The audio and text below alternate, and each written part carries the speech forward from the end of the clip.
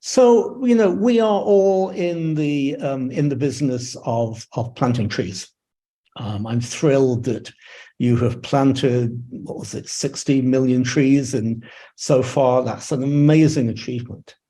I think planting trees is important for many reasons, but the reason that I want to talk about today is because it's the simple, cheapest, most effective way that we can stop species extinctions. Now, at the moment, lots and lots of people have assembled in Montreal, in Canada, for COP15, and they're all working on texts of various documents with thousands of brackets in them. I think what we do, which is to plant trees, is a very, very effective way of solving those issues, and that's what I want to talk about. So the questions I want to address are these. How well are we meeting biodiversity targets? COP15's aspiration is to protect 30% of the land. I want to talk about what the aspiration has been for the previous decade and whether it's been achieved. But much more importantly, I want to talk about, you know, whether we can do better. And you'll gather that planting trees is certainly one way in which we can do better. So we know that the rate of species extinction is 1,000 times faster than it should be. Al Gore says so in An Inconvenient Truth. And you might think, you know, where did Al Gore get that from? And the answer is he got it from me. My colleagues and I have documented the rates of species extinction. So, of course, I am flattered that Al Gore mentioned me in his book and his movie. But there is this young woman at the right here in a demonstration, which I think was in Britain, holding up a sign saying extinction rate up 1,000-fold. I have no idea who she is. If you recognize her, I want to know, because I want to buy her a very good bottle of wine. I have had many honors in my life, but never has my research been celebrated in a street demonstration. I'm very, very flattered. So that's the challenge that we're facing. So COP15 wants to protect 30% of the land. So, the obvious thing to ask is, well, what have we done so far? What have we done to protect biodiversity in the past? Well, the best way of slowing extinctions is to protect more land. And this is a paper that my colleagues and I produced to try and influence the agenda at COP15. It's a map of the world. It shows where the protected areas are in green. And then it divides the world up into two halves. The half in gray that has the greatest human impact, or the greater human impact. And the area in yellow, in buff, that has the least human impact, which for the sake of simplicity, I'm going to call wilderness. And as you can see, that most of the protected areas of the world are in wilderness, places like northern Greenland, the Arctic, the Sahara, other deserts, the Tibetan Plateau, and so on.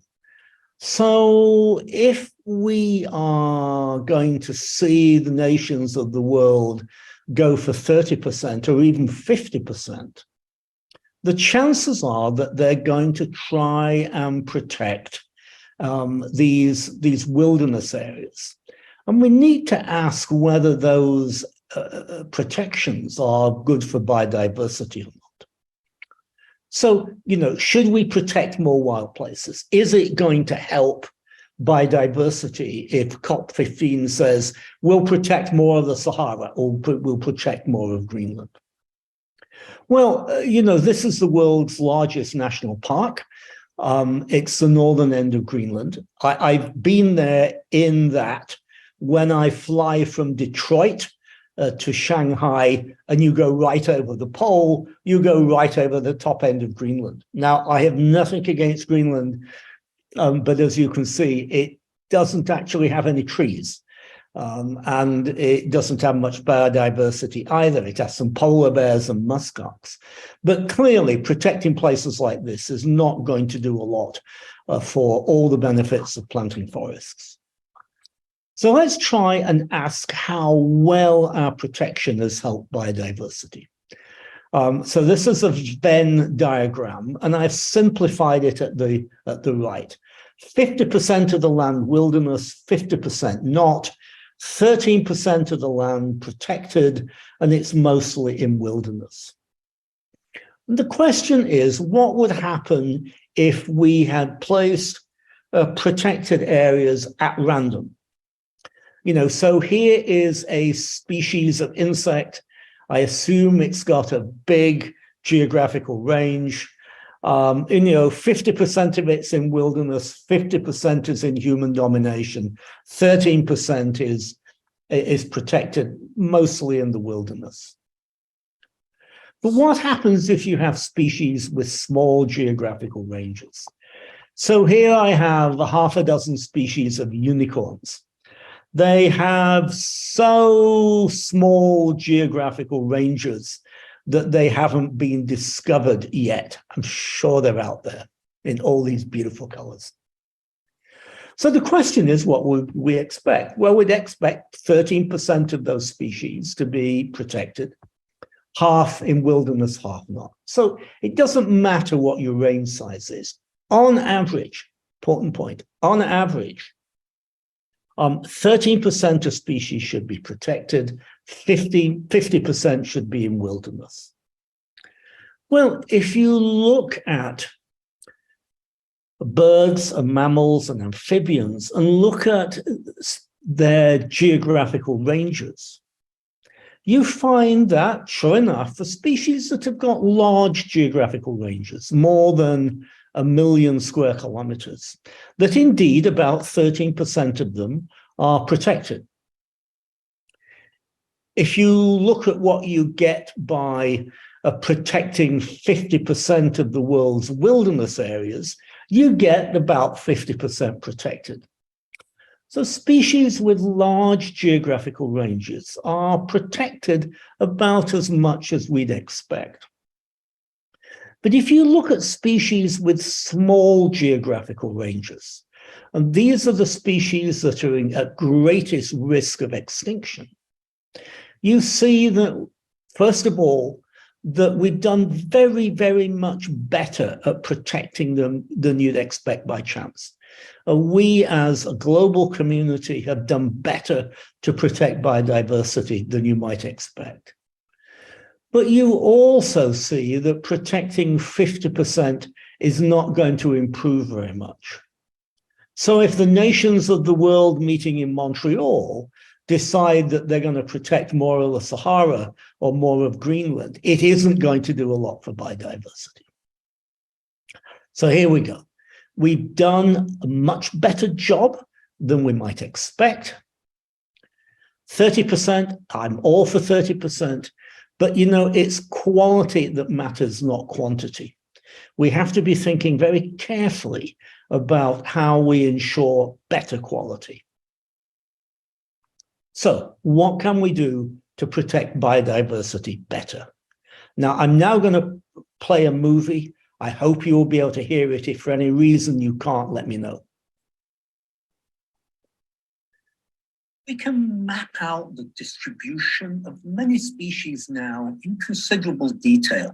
These are birds, and they show that the warm, wet tropics are where most of the species are. Mammals show a broadly similar pattern. These are the places with the greatest concentration of species. And it's likely to be true for most species. Amphibians, for example, show a similar pattern.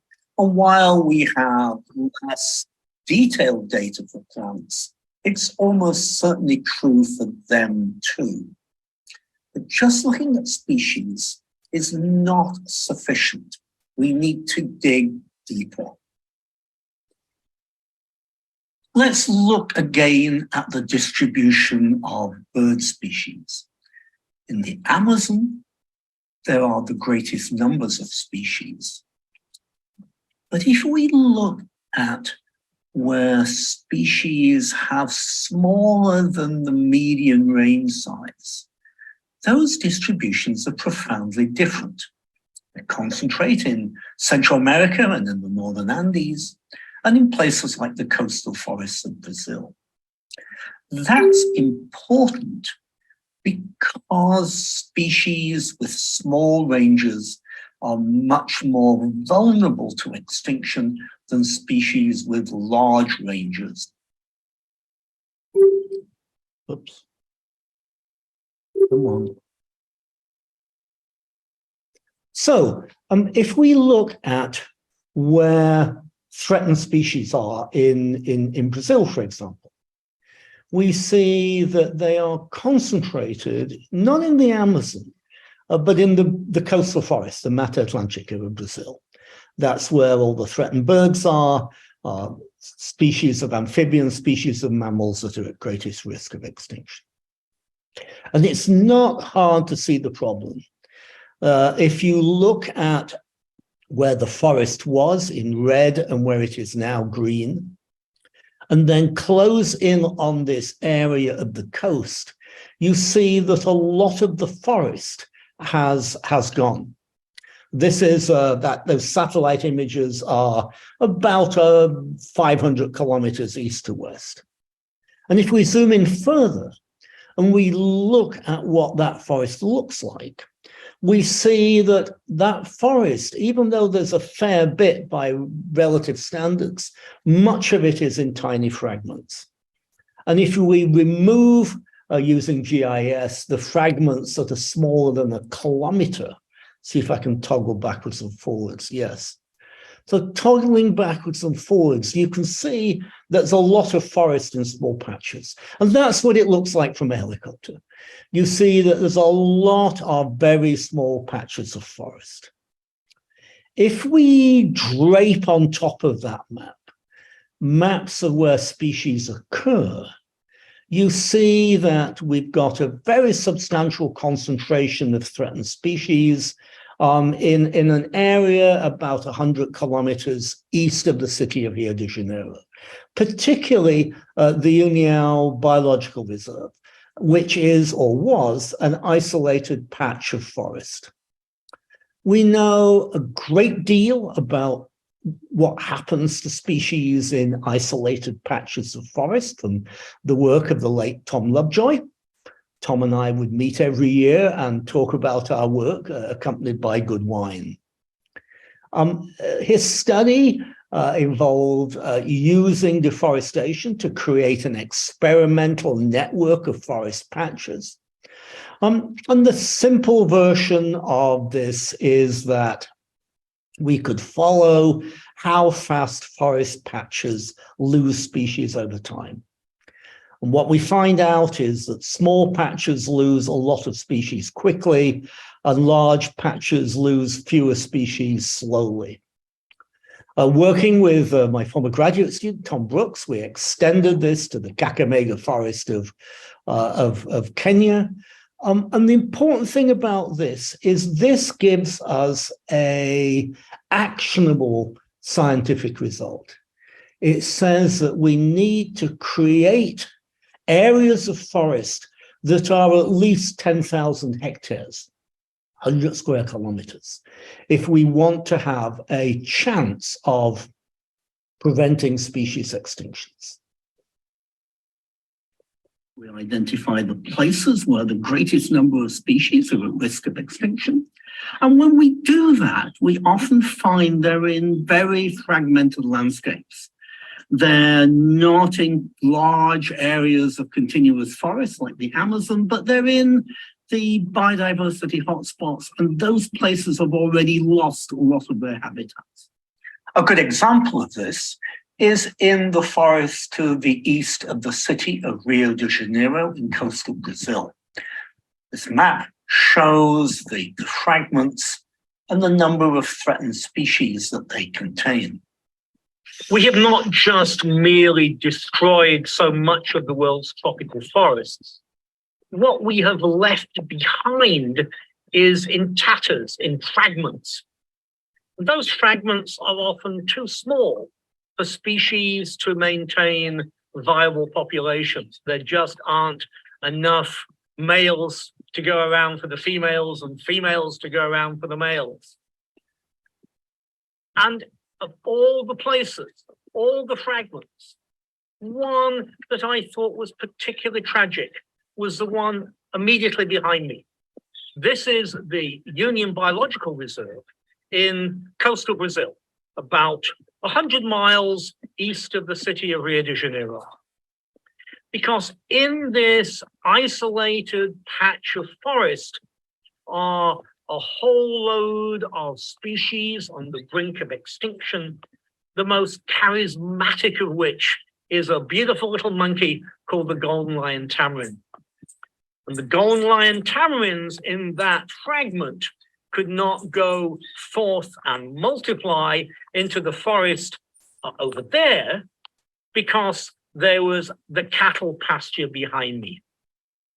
And when I saw that cattle pasture for the first time about 8 years ago, a cattle pasture just like the one I'm standing in, I thought it has to go. And so we have made it go away. This is a restored forest. I helped raise money for my friends at the Asociación Mica León Dorado, the Golden Lion Tamarin Association. I've planted this forest, and it now connects that once isolated fragment of forest in the Union Biological Reserve to a much larger area of forest over in this direction. It's what we call a biological corridor. And it means that the golden lion tamarins that were once imprisoned in this forest island, this forest fragment behind me, can now cross through these small but growing trees and go and find new habitats, new homes, new places for their tamarin families.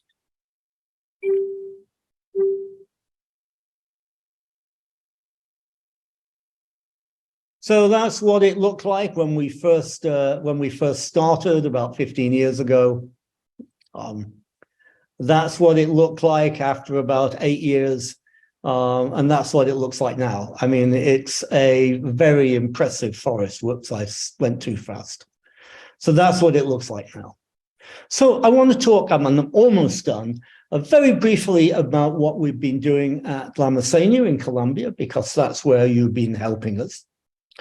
This too is an area of exceptional biological diversity. The Northern Andes have exceptional numbers of threatened species.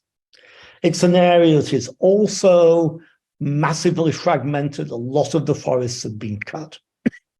And here we are being blessed by no less a figure than St. Francis. Our mules are carrying baby trees up into the area to plant. It's another area where we are reconnecting an isolated forest fragment, the one on the right. It's about 100 square kilometers, but we want to make sure it's connected to forests elsewhere. And so our efforts at tree planting there are, again, establishing a biological corridor.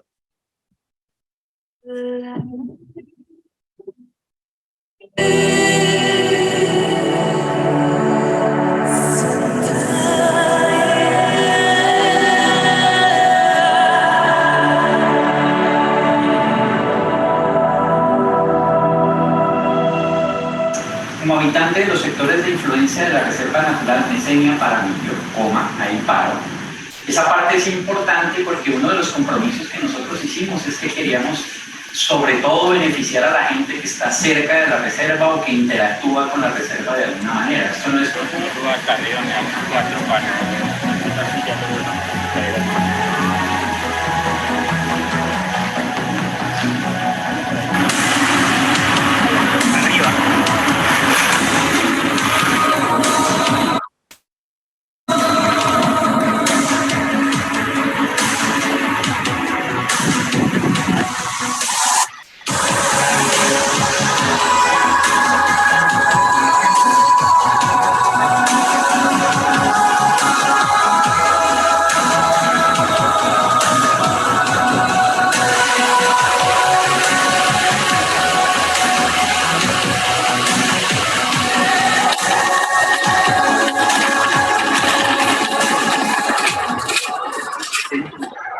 Buenos días, soy Noelia Jaramillo, vivo en la vereda La Mesenia. Toda mi vida siempre he vivido por acá. Soy ama de casa, tengo mi esposo, mis tres hijos. En este momento pertenezco al vivero comunitario Vereda La Mesenia. Me metí en este proyecto con los arbolitos, me parece espectacular, me gusta mucho trabajar con la naturaleza. Entonces ahora se nos presentó la oportunidad y aquí vamos para adelante.